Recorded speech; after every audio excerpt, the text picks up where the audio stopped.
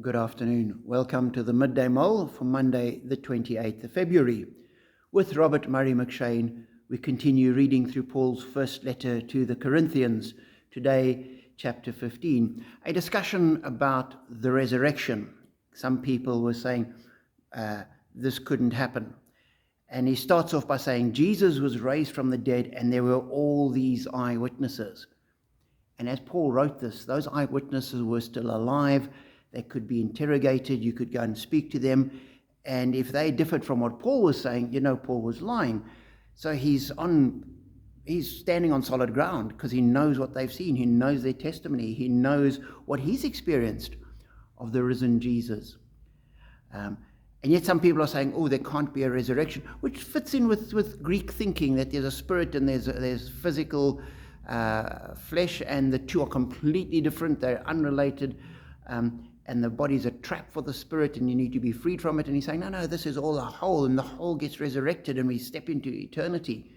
And then it says in verse 29, and this is an interesting verse, he says, now, if there's no resurrection, which is what they were claiming that there wasn't a resurrection, he says, if there's no resurrection, what will those do who are baptized for the dead? If the dead are not raised at all, why are people baptized for them?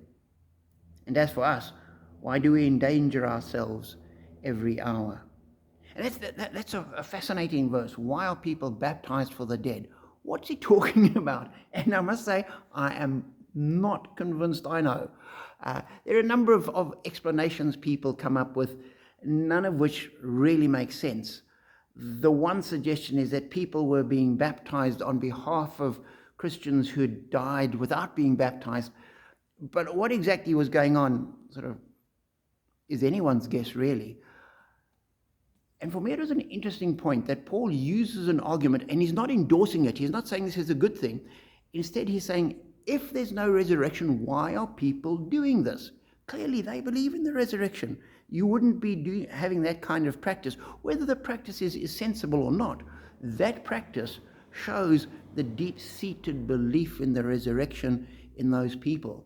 And I believe that's the point he's making. He's using, in my opinion, some kind of spurious practice that they got involved in, and saying, although that practice is quite probably debatable, it possibly even shouldn't be done, but he's using the fact that they do that to support his argument about the resurrection. And for me, it's just one of those challenges as you read through Scripture, to take a verse like that and to get stuck on it. You say, no, you look at the whole chapter talking about the resurrection of the dead. That's the focus, being resurrected from the dead. And the fact that that is true. And you don't get stuck on a single verse and let that derail you. And you also don't build a theology on it. We don't say, Paul says this, so we're going to start doing this in our church. Paul says this, and we don't know what he's talking about. So let's just, in essence, skirt around it until there's something that brings clarity.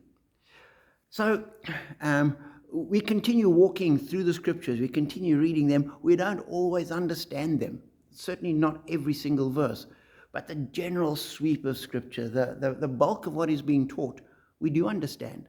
Now, if you read through chapter 15, the discussion around the resurrection is absolutely clear.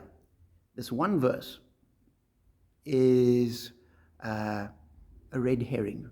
The kind of red herring that schoolboys would pick on, the kind of red herring that I'm quite happy to just hop over and keep going. So be encouraged, be challenged, be blessed.